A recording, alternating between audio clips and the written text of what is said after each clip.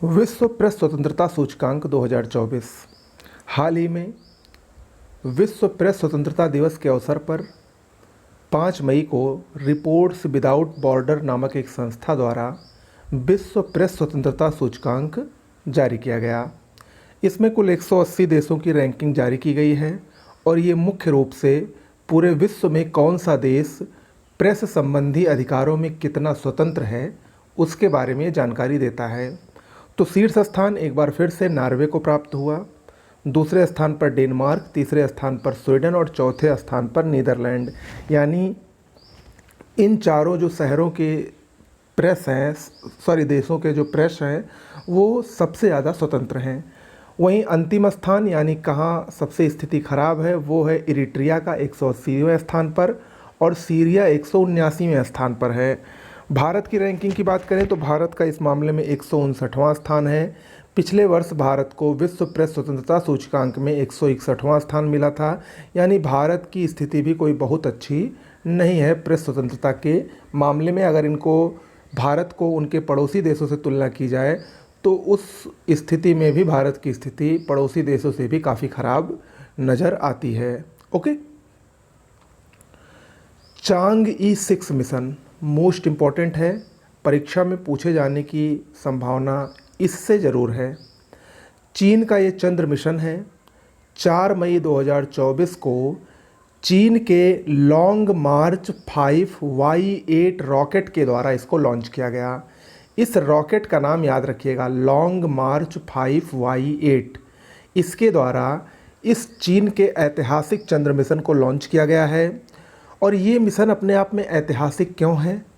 क्योंकि पहला ऐसा मिशन है जिसके द्वारा चंद्रमा के दूरस्थ हिस्से का अन्वेषण होगा और उसका सैंपल पृथ्वी पर वापस लाया जाएगा। अगर ये मिशन अपने आप में सफल होता है तो ऐसा करने वाला चीन विश्व का पहला देश बन जाएगा। ओके, इस मिशन में फ्रांस, इटली, पाकिस्तान और यूरोपीय अंतरिक्ष संघ के उपकरणों का भी सहयोग है। यानी इन सभी का सहयोग है इस मिशन में। पाकिस्तान का एक आर्बिटर जिसको मैंने आपको पिछले वीडियो में भी डिस्कस किया था, iCube Q, ये पाकिस्तान का एक आर्बिटर है, ये भी इसमें शामिल है। ठीक है, तो चांग-ई 6 मिशन के बारे में अच्छे से पढ़ लीजिएगा। फ्लर्ट क्या है? फ्लर्ट ये एक नया कोविड-19 वेरिएंट है, काफ़ी चर्चा में है इस समय क्योंकि अमेरिका में इसका तेज़ी से प्रसार हो रहा है।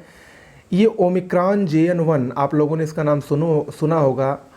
ये उसी समूह के भीतर का एक नया वेरिएंट है, फ्लर्ट नाम है।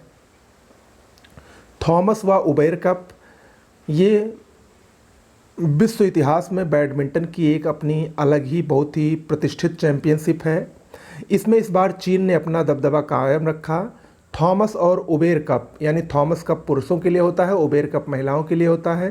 थॉमस और उबेर यानी महिला और पुरुष दोनों में पहली बार चीन ने दोनों खिताब अपने पास रखा है। ठीक है, तो दोनों में चाइना विजेता रहा।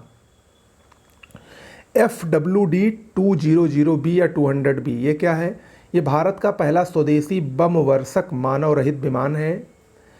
बेंगलुरु स्थित रक्षा और एरोस्पेस प्रौद्योगिकी फर्म द्वारा इसको लॉन्च किया गया। नाम क्या है? FWD 200B।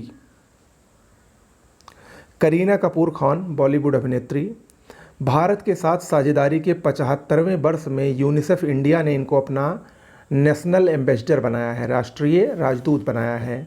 यूनिसेफ अगर हम बात करें तो ये 1946 में इसकी स्थापना हुई थी। बाल अधिकारों से संबंधित है, बाल संरक्षण से संबंधित है। ये इसका हेडक्वार्टर न्यूयॉर्क में स्थित है। विक्टोरिया शी, ये यूक्रेन की आधिकारिक प्रवक्ता बनाई गई हैं और ये क्या है? ये आर्टिफिशियल इंटेलिजेंस से संबंधित है। तो ये विश्व की पहली AI राजनयिक बनी है। कौन? विक्टोरिया शी, यूक्रेन की आधिकारिक प्रवक्ता के रूप में इनको काम पे लगाया गया है। AI आर्टिफिशियल इंटेलिजेंस तकनीक पर आधारित है। ICICI बैंक 8 ट्रिलियन रुपए के आंकड़े को पार करने वाला HDFC बैंक के बाद ये दूसरा बैंक बन गया है। भारत की टॉप 5 जो कंपनियां हैं उसमें ये अब आईसीआईसीआई बैंक का भी शुमार हो गया है और ये बैंकों की बात करें तो दूसरा बैंक बन गया है। 1994 में आईसीआईसीआई बैंक की स्थापना हुई थी। इसका हेडक्वार्टर वर्तमान में मुंबई में है 2020 से।